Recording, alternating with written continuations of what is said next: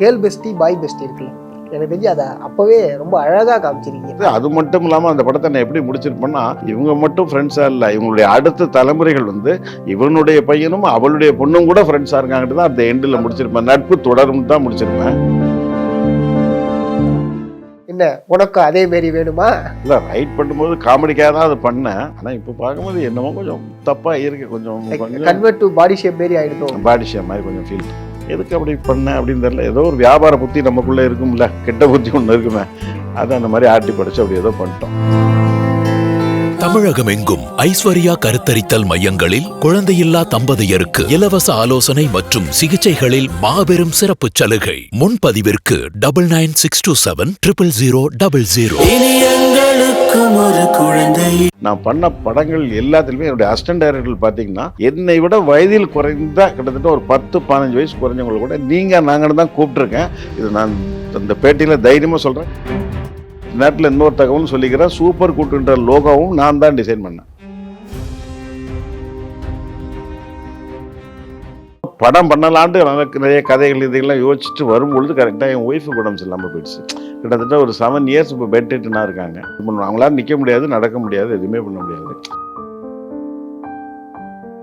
ஒவ்வொரு ஆஃபீஸாக விக்ரமன் பையனே சொல்லாமல் ஒவ்வொரு ஆஃபீஸாக ஏறி ஏறி ஏறி இறங்கி ஒரு ஆஃபீஸுக்கு 10 தடவை போகிறது, ரொம்ப அவமானப்படுறது. அதுக்கப்புறமும் கூட நிறைய ஆஃபீஸ்லாம் போனால் நிறைய அவமானங்கள் இருக்குது, இதெல்லாம் சொல்ல முடியாது. என்னை யார்ட்டையும் சான்ஸ் கேட்டு போகவே இல்லை. ஆனால் என் பையன் பாவம் கம்பெனியாக ஏறி ஏறி இறங்கி யார் விக்ரமன் பையன் அவன் சொன்னதே கிடையாது. இப்போ எனக்கு என்ன சிக்கல்னா, நான் அப்படி என் பையன் இருந்தால் அவனை வச்சு தான் நான் படம் பண்ணணும். அவனை விட்டுட்டு நான் படம் பண்ணேன்னா இவரே ஒரு பையனை வச்சு படம் பண்ணலையான்னு சொல்லிடுவாங்க.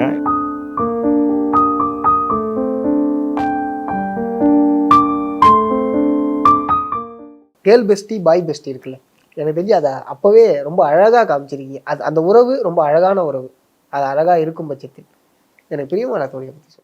இல்லை, பிரியமான தோழியும் அதாவது புது வசந்தத்தில் வந்து ஆண் பெண் நட்பு சொல்லியாச்சு. இதில் வந்து சரி ஆண் பெண் நட்பு இருக்கலாம், 2 பேருக்கும் திருமணம் ஆகாத வரைக்கும். திருமணம் ஆன பிறகும் இருக்க முடியுமா? ஏன்னா அந்த மனைவி சந்தேகப்படுவாளே, அங்கே தான் எனக்கு தோணுச்சு. அந்த மனைவியும் சந்தேகப்படல, அவளும் அந்த நட்புக்கு துணையாக இருந்தால். அதுவும் அந்த தோழியே ஒரே வீட்டில் தங்கிறதுக்கும் அலோவ் பண்ணி அவளோட கடைசி வரைக்கும் ஃப்ரெண்டாக இருந்தா அப்படின்னு சொல்லி இருந்து. அது மட்டும் இல்லாமல் அந்த படத்தை நான் எப்படி முடிச்சிருப்பேன்னா, இவங்க மட்டும் ஃப்ரெண்ட்ஸாக இல்லை, இவங்களுடைய அடுத்த தலைமுறைகள் வந்து இவனுடைய பையனும் அவளுடைய பொண்ணும் கூட ஃப்ரெண்ட்ஸாக இருக்காங்கன்னு தான் அந்த எண்டில் முடிச்சிருப்பேன். நட்பு தொடரும் தான் முடிச்சிருப்பேன். அதை சொல்லணும்னு ஆசைப்பட்டேன். அதுதான் பிரியமான தோழி. அந்த படத்தில் காமெடின்னு பார்த்தீங்கன்னா ட்ராக் அழகாக இருக்கும். என்ன உனக்கு அதே மாரி வேணுமா? அவங்க அழகா பாரி அமெரிக்காக்காரங்க மாரி ஸ்பூன்ல சாப்பிட்றாங்க. இல்லை, ரைட் பண்ணும்போது காமெடிக்காக தான் அதை பண்ணேன். ஆனால் இப்போ பார்க்கும்போது என்னமோ கொஞ்சம் தப்பாக இருக்கு. கொஞ்சம் கன்வெர்ட் டு பாடி ஷேப் மாரி ஆயிடுதோம். பாடி ஷேப் மாதிரி கொஞ்சம் ஃபீல் பண்ணேன். என் ரியல் கேரக்டர் அது அல்ல. யாரையுமே ஒருத்தருடைய உருவத்தை பார்த்து நான் கேள்விப்படுற கேரக்டரே கிடையாது. எதுக்கு அப்படி பண்ணேன் அப்படின்னு தெரியல. ஏதோ ஒரு வியாபார புத்தி நமக்குள்ளே இருக்கும்ல, கெட்ட புத்தி ஒன்று இருக்குமே, அது அந்த மாதிரி ஆட்டி படிச்சு அப்படி ஏதோ பண்ணிட்டோம். பரவாயில்ல சார். என்னன்னா நீங்கள் அந்த பர்ஸ்பெக்டிவ்ல யோசிக்கவே இல்லை. பட் இந்த பர்ஸ்பெக்டிவ்லையும் இது இருக்கே அப்படிங்கிற ஒரு யோசனை இப்போ வந்து சந்தோஷமான ஒரு விஷயம் தான் சார். அதை அக்செப்ட் பண்ணிக்கிறது ஒரு நல்ல ஒரு விஷயம் தான். அதில் வினீத் அவர்களுடைய கேரக்டர், அந்த மனுஷன் நல்ல மனுஷன் தான். அந்த மனுஷன் வந்து ஒருத்தோட இப்படி பண்ணி நான் ஜெயிக்கணும்னு விரும்பல, வேண்டாம். ஆனால் இங்கேருந்து ஒரு பிஸ்னஸ் நடக்கிறது. வில்லனே கிடையாது இந்த கதையில். ஆக்சுவலாக சொன்னால் வில்லனே கிடையாது, சுச்சுவேஷன் தான் வில்லனை மாற்றுது. இதை சொல்லுங்களேன். ஏன்னா வில்லன் இல்லாமல் எப்படி இந்த கதையை ரெடி பண்ணுவீங்க? ஏன்னா பல படங்கள் என்னுடைய படங்கள் பெருசாக வில்லனாக இருக்காது. அந்த சூழ்நிலைகள் சம்பவங்கள் அவன் வந்து வில்லனாக காட்டும். ஆனால் ரியலாக பார்த்தீங்கன்னா வில்லன் கேரக்டராக இருக்க மாட்டான். அந்த மாதிரி பல படங்கள் இல்லை. அப்போ வானத்தை போல கூட பார்த்தீங்கன்னா அந்த தேவன் கேரக்டர் வந்து அவர் வில்லன் கிடையாது. இவங்க 2 பேரும் ஃப்ரெண்ட்ஸாக இருந்திருப்பாங்க. அதை நம்ம விஷுவலாக காட்டலன்னா கூட முதலே சொல்லியிருந்திருப்போம். அவனுடைய தங்கச்சியை தான் இவர் கல்யாணம் பண்ணுற மாதிரி இருந்திருப்பார். அந்த பெண் அவளும் இவர் உண்மையாக தான் காதலிக்கிறாள். ஆனால் இவனை கல்யாணம் பண்ணிட்டு இந்த தம்பிகள்லாம் கொண்டு நான் ஹாஸ்டலில் சேர்த்துருவேன் அப்படின்ற மாதிரி சொல்லும்போது, ஸோ இவள் வந்தான்னா நம்ம குடும்பத்தை பிரிச்சிருவா அப்படின்றது இவர் தான் வேணான்றார். நிச்சயதார்த்தம் பண்ண பிறகு வேணான்றவர்.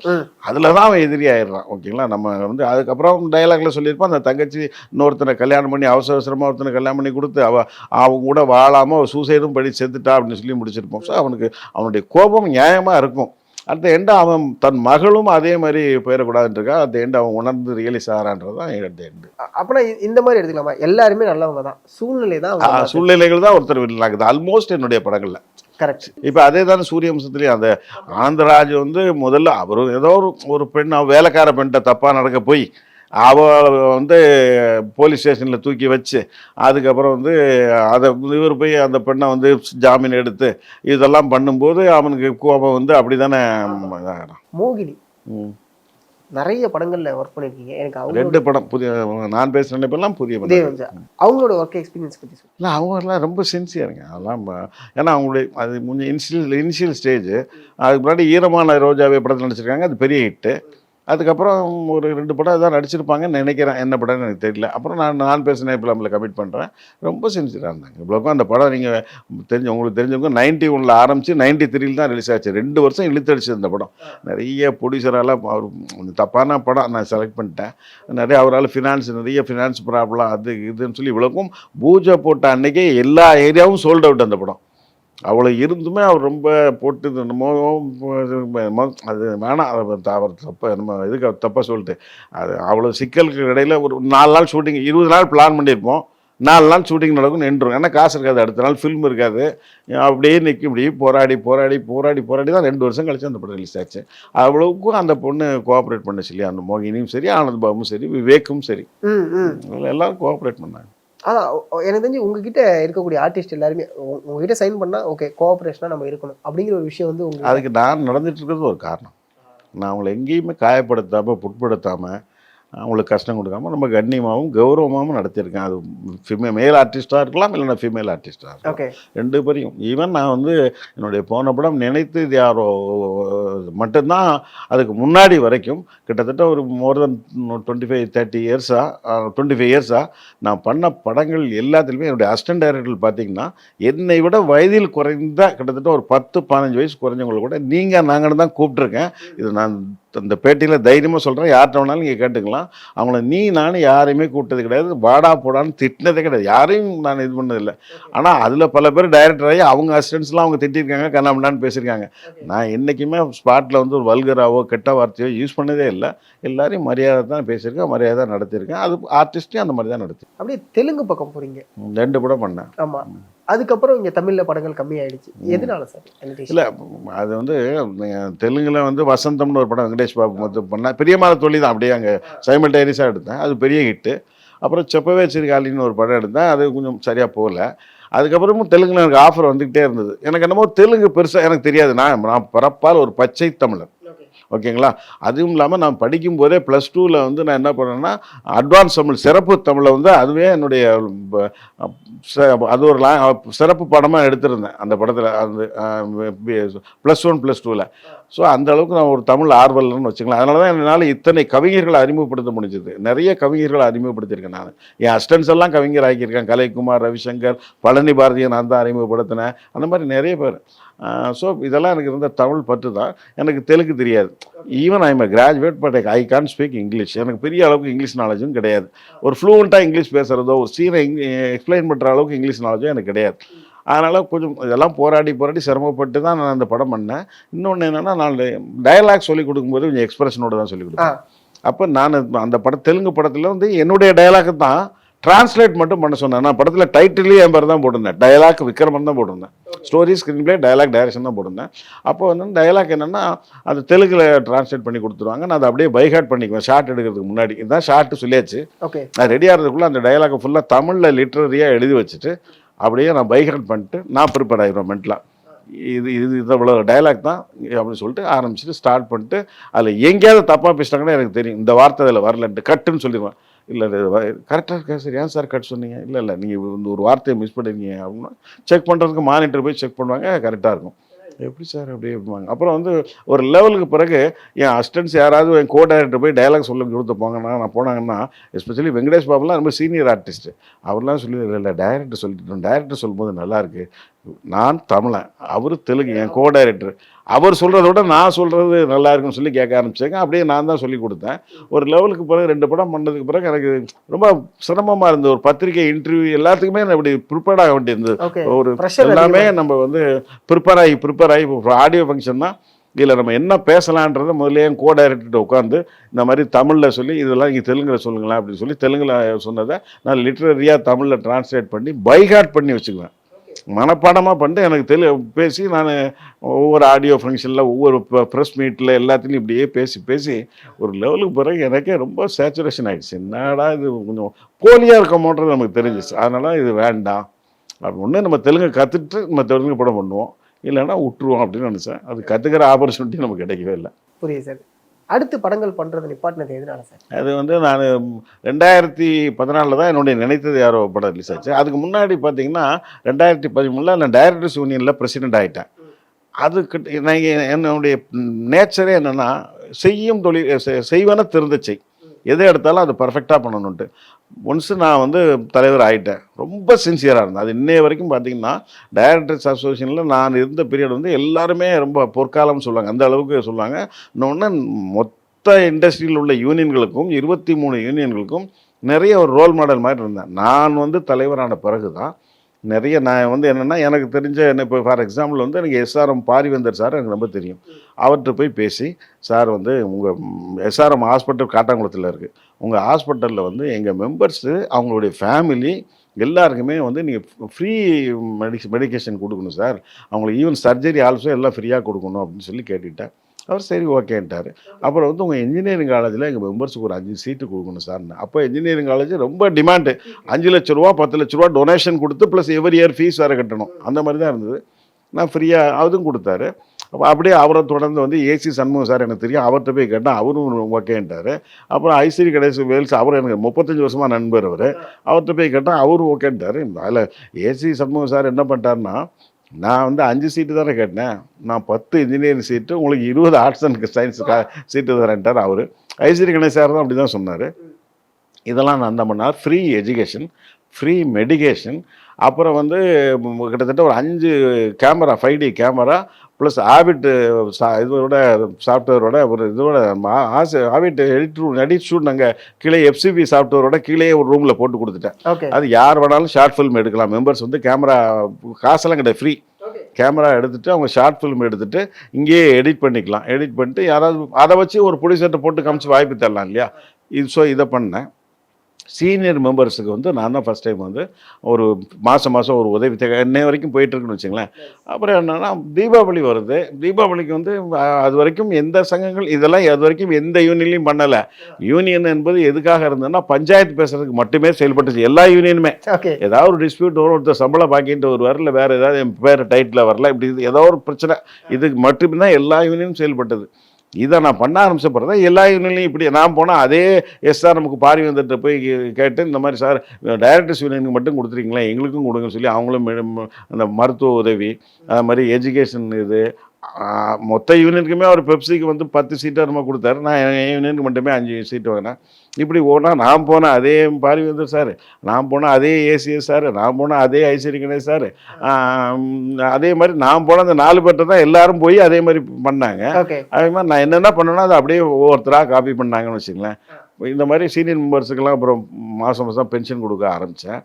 தீபாவளிக்கெல்லாம் எல்லா மெம்பர்ஸுக்கும் ட்ரெஸ்ஸு, ஷர்ட்டு பேண்ட்டு அது துணியாக எடுத்து கொடுத்துட்டேன். ஏன்னா நம்ம ரெடிமேடாக கொடுக்க வேணாம்னு சொல்லி துணியாக எடுத்து கொடுத்து ஸ்வீட் பாக்ஸு காரம் எல்லாம். ஸ்வீட்டுக்கு நான் என்ன பண்ணேன்னா திருநெல்வேலியிலேயே ஃபோன் பண்ணி எனக்கு தெரிஞ்ச சாந்தி ஸ்வீட்ஸ் ரொம்ப ஃபேமஸ்ஸு, அங்கே அல்வா அரேஞ்ச் பண்ணி அங்கேருந்து லாரியில் இங்கேருந்து மெம்பர் ஒருத்தர் போய் லாரியில் பேக் பண்ணி எடுத்து எல்லா மெம்பர்ஸுக்கும் ஸ்வீட்டு அல்வா ப்ளஸ் காரம் இதெல்லாம் கொடுத்து இது பண்ணி இப்படி பல விஷயங்கள் நான் பண்ணேன். அதில் நான் ரொம்ப அது மாதிரி ஒரு மெம்பர் ஃபஸ்ட்டு ஜென்ரல் பாடியில் என்ன பண்ணேன்னா என் மொபைல் நம்பரை எல்லோரும் கொடுத்துட்டேன். This is my mobile number. உங்களில் யாருக்கு என்ன பிரச்சனைனாலும் நீங்கள் எப்போ வேணாலும் என்னை காண்டாக்ட் பண்ணலாம் அப்படின்னு சொல்லிட்டு கொடுத்துட்டேன். எல்லோரும் நோட் பண்ணிக்கிட்டாங்க.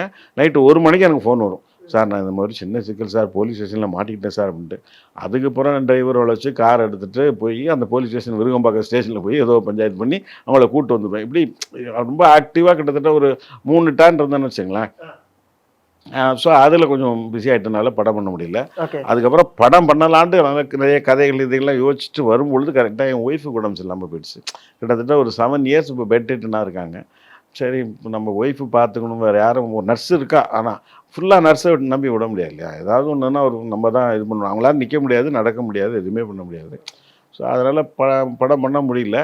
சரி என் ஒய்ஃபே அடிக்கடி சொன்னாங்க, நீ இல்லைங்க நீங்கள் படம் பண்ணுங்க. என் படம்லாம் டிவியில் அவங்க ரூமில் பார்த்துட்டே இருப்பாங்க, பார்த்துட்டு அழுதுருவாங்க. என்னால் தானே உங்களுக்கு இந்த மாதிரிலாம் ஆயிடுச்சு, நீங்கள் படம் பண்ணுங்க அப்படிங்கும்பாங்க. அப்புறம் சரி படம் பண்ணலான்னா இப்போ வந்து என்ன சிக்கல்னா என் பையன் நடிக்க ஆரம்பிச்சிட்டான். சரி அவனும் ஷூட்டிங் போய் நம்மளும் ஷூட்டிங் போயிட்டோம்னா யாரும் ஒய்ஃபை பார்த்துக்கிறதுன்ற ஒரு கேள்வி இருக்குது. ஆனால் இப்போ கூட என்னன்னு தெரியல, ஒரு மாதம் 2 மாதத்துக்கு முன்னாடி கிட்டத்தட்ட ஒரு 3-4 ப்ரொடியூசர்ஸ் ஆஃபர் பண்ணாங்க. இந்த 10 வருஷத்தில் பல ப்ரொடியூசர்கள் வந்து சூரியவம்சம் பார்ட் 2 எடுக்க சொல்லி கேட்டுக்கிட்டே இருந்தாங்க. அதில் எனக்கு என்னமோ விருப்பம் இல்லை. நல்ல ப்ரொடியூசர்ஸ், நான் பேர் சொல்ல விரும்பல. அப்புறம் 2-3 மாதமாக நிறைய ஆஃபர் வந்துக்கிட்டே இருக்குது. அது என்னன்னு எனக்கு தெரியல. நான் சரி கொஞ்சம் கரெக்டாக வரட்டும். அந்த யாராவது சொல்லுவாங்க ஒரு பர்டிகுலர் இந்த ஆர்டிஸ்ட் கொஞ்சம் விருப்பப்படுறாரு சார் உங்கள் கூட பண்ணலான்ட்டு அப்படின்னு சொல்லுவாங்க. சரி நான் அவருக்கு ஏதாவது யோசிக்கிறேன் பார்க்கலாம் அப்படின்ற மாதிரி சொல்லியிருக்கேன். இப்போ எனக்கு என்ன சிக்கல்னா, நான் அப்படி என் பையன் இருந்தால் அவனை வச்சு தான் நான் படம் பண்ணணும். அவனை விட்டுட்டு நான் படம் பண்ணேன்னா இவரே ஒரு பையனை வச்சு படம் பண்ணலையான்னு சொல்லிடுவாங்க. இப்படிலாம் சில நிறைய காம்ப்ளிகேஷன் இருக்குது. பட் படம் பண்ணுவாங்க கண்டிப்பாக. Super sir. ஏதோ ஒரு கதை எழுதி வச்சிருப்பீங்க. ஏதோ ஒரு கதைனா நிறைய கதைகள் இருக்கு. நிறைய கதைகள் இருக்குது. இந்த கதையை படமாக்கணும்னு நான் நினைச்சேன், ஆனால் இப்போ வரைக்கும் பண்ண முடியல. அப்படியே நிறைய இருக்கேன். நான் பூஜை போட்ட படங்களே நான் வந்து புது வருஷம் டைம்லேயே வந்து பார்ட் 1 பாடட்டுமான ஒரு படம். அது வந்து ஒரு பீரியாடிக்கல் லவ், கிட்டத்தட்ட ஒரு இன்றையிலேருந்து ஒரு 500-600 வருஷத்துக்கு முன்னாடி நடந்த ஒரு மியூசிக்கல் லவ்னு வச்சுங்களேன். அந்த மாதிரி ஒன்று ஃபீல் பண்ணியிருந்தேன். அது பண்ணலை. அப்புறம் கார்த்திக் சாரை வச்சு ரோஜா கமெண்ட்ஸுக்கு ஃபஸ்ட்டு படம் நான் தான் பண்ணேன். இன்ஃபேக்ட் அந்த ரோஜா கமெண்ட்ஸுன்ற பேரே நான் தான் வச்சேன். அந்த லோகோவும் நான் தான் டிசைன் பண்ணேன். இந்த நேரத்தில் இன்னொரு தகவல்னு சொல்லிக்கிறேன், சூப்பர் கூட்டுன்ற லோகோவும் நான் தான் டிசைன் பண்ணேன். நைஸ். ஸோ அந்த மாதிரி அந்த படம் ஃபஸ்ட்டு நாங்கள் தான் இனியெல்லாம் சுகமேன்னு அந்த படத்துக்கு பேர், கார்த்திக் சார் நடிக்கிற படம். அது பூஜைலாம் ரொம்ப கிராண்டாக ஏவிஎம்ஜியில் பண்ணோம். அது ரொம்ப ஒரு வித்தியாசமான ஒரு இங்கிலீஷ் படம் ஸ்டைலில் உள்ள ஒரு லவ். ஓகே. அது ஃபுல் கதை வந்து ஸ்ரீலங்காவில் தான் நடக்கும்.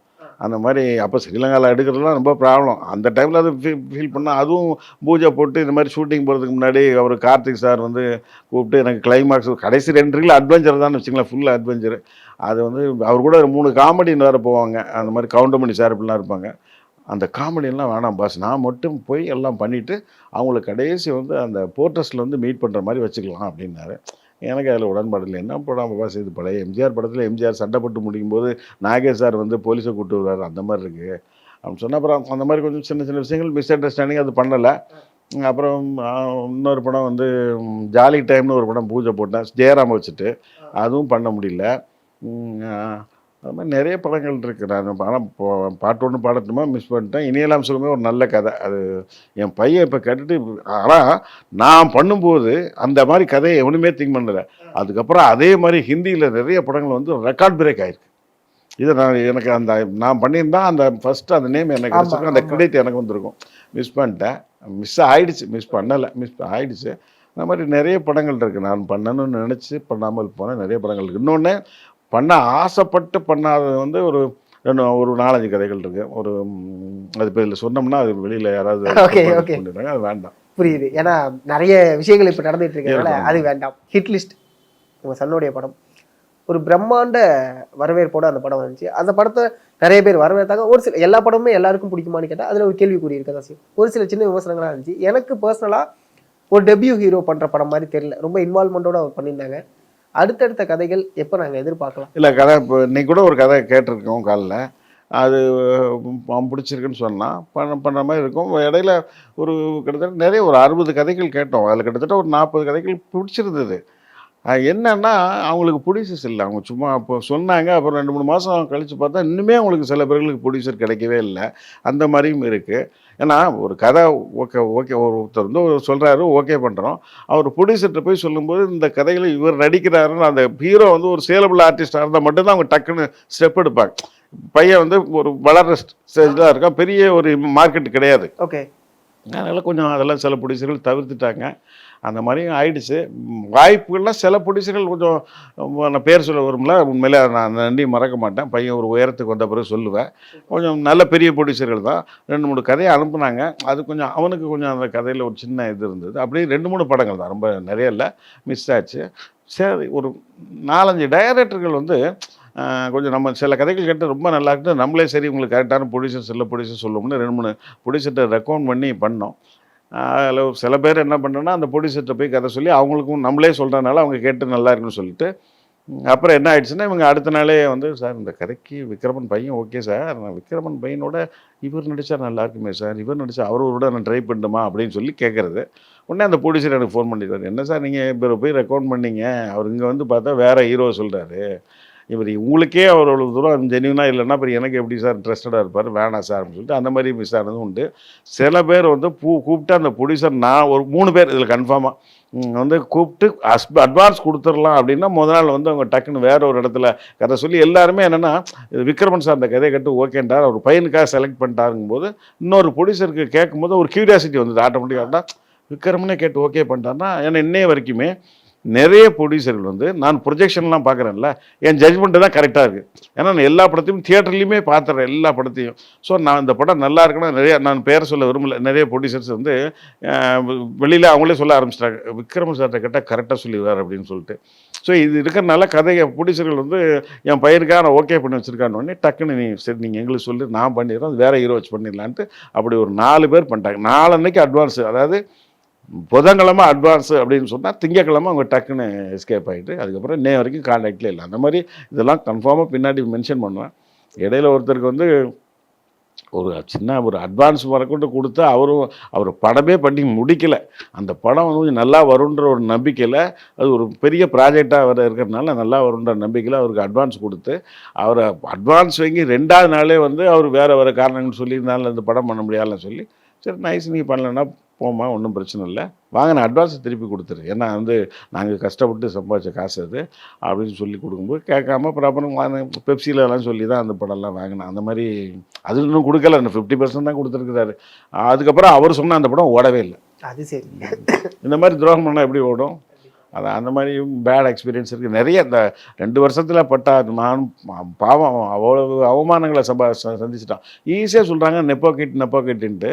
எத்தனை ஆஃபீஸ் எனக்கு இதில் ஒரு உடன்பாடு இல்லை சார். நான் எந்த வகையில் சொன்னால் ஓகே, நான் கஷ்டப்பட்டேன், என் பையனுக்கு நான் என்னன்னா வழி இது தாண்டா நான் காமிக்கிறேன், அது தப்பு கிடையாது. அது எப்படி நெப்போட் இல்லை, நான் வந்து நானே என் பையனை வச்சு இப்போ ஒரு படம் எடுத்திருக்கேன், என்னால் ஃபினான்ஷியலாக சப்போர்ட் பண்ண முடியுது, இல்லை என்னால் நான் ஒரு ப்ரொடியூசர்கிட்ட இது பண்ணுறேன் ரெக்கார்ட் பண்ணுறேன் அப்படின்னு சொன்னால் அதெல்லாம் கூட நீ நெப்போக்கின்னு சொல்லலாம். இந்த அறிமுகம் எங்களுக்கு கிடைக்கலன்ட்டு இவன் ஒவ்வொரு ஆஃபீஸாக விக்ரமன் பையனே சொல்லாமல் 2019 நினைக்கிறேன் 2018 ஒவ்வொரு ஆஃபீஸாக ஏறி இறங்கி ஒரு ஆஃபீஸுக்கு 10 தடவை போகிறது, ரொம்ப அவமானப்படுறது, யார்ட்டையுமே காட்டிக்க மாட்டான் விக்ரமன் சன்னுன்ட்டு. இப்படியெல்லாம் சான்ஸ் கேட்டு எல்லாமே இதாகி கடைசியில் வந்து ரவிக்குமார் அவனை சின்ன வயசுலேருந்தே பார்த்துருக்கிறாரு.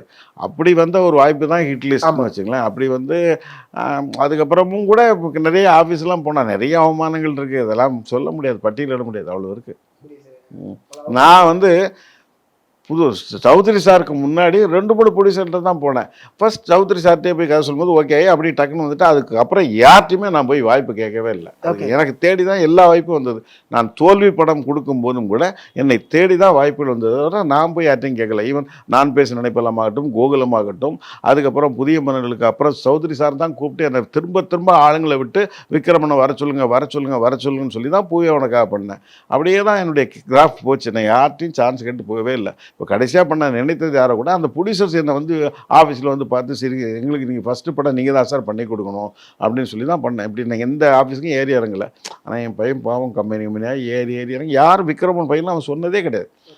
ஏறி இறங்கி யாரும் வாய்ப்பு கொடுக்காம மறுத்து அந்த மாதிரி போகுது. கண்டிப்பாக ஒரு நாள் வெற்றி மேடையில் வருவான், கண்டிப்பாக வருவான், ஜெயிப்பான். ஏன்னா நீங்கள் நான் வந்து என்னுடைய மகனாக இல்லாமல் ஒரு டைரக்டராக வந்து அந்த படம் ஹிட் லிஸ்ட் பார்க்கும்போது ரொம்ப எக்ஸலண்ட்டாக பெர்ஃபார்மன்ஸ். அதான் சொல்லுவேன், ஒரு டெபு ஆக்டருடைய பெர்ஃபார்மன்ஸ் இல்லை. அதுக்கு இப்போ வந்து SIMA award best debut actor கொடுத்தாங்க. 4 மொழிக்கு நிறைய ஆர்டிஸ்ட்டை செலக்ட் பண்ணும்போது தமிழுடைய பெஸ்ட் டெபு ஆக்டருக்கு அவன் வாங்கினான். அது மாதிரி எடிசன் ஃபில்ம் அவார்ட்ஸ் வாங்கினான், எம்ஜிஆர் சிவாஜி அவார்ட்ஸ் வாங்கினான். அப்படி நிறைய இதில் வந்து பெஸ்ட் டெபு ஆக்டர் 2024 வாங்கினான். அதெல்லாம் எங்களுக்கு ஹாப்பியாக இருக்குது அந்த மூமெண்ட். ரொம்ப நன்றி சார், தேங்க்யூ ஸோ மச். எங்கள் இன்வைட் அக்செப்ட் பண்ணது ரொம்ப தமிழகம் எங்கும் ஐஸ்வர்யா கருத்தரித்தல் மையங்களில் குழந்தையில்லா தம்பதியருக்கு இலவச ஆலோசனை மற்றும் சிகிச்சைகளில் மாபெரும் சிறப்பு சலுகை. முன்பதிவிற்கு 9962700000. இனி எங்களுக்கும் ஒரு குழந்தை.